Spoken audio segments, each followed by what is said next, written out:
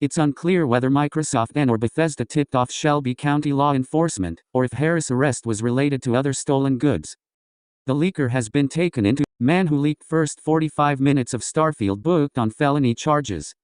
The leaker has been taken into custody after allegedly attempting to sell stolen property, which may have been copies of the game.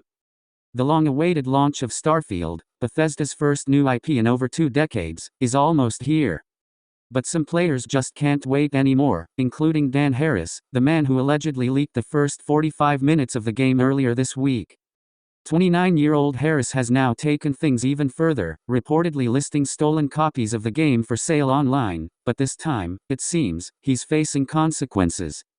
According to the official website for the Shelby County, Tennessee Sheriff's Office, Harris was arrested on August 24, just a few days after leaking the Starfield footage.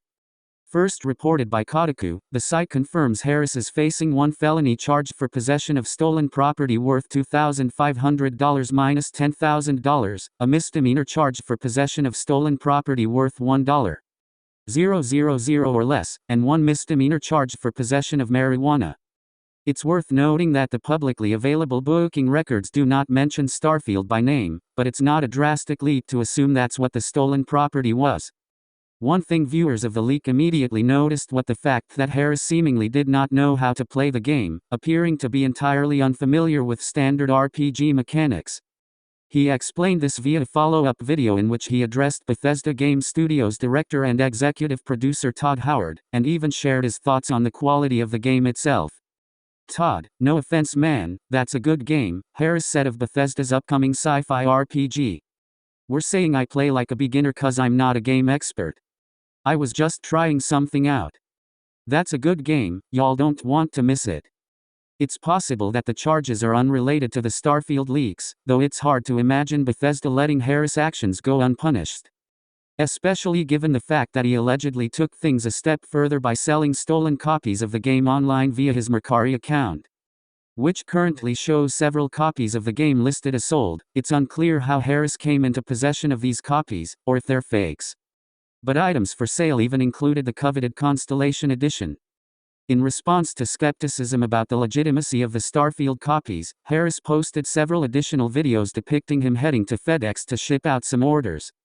Y'all thought I'd be out here putting stuff on the internet and it ain't real?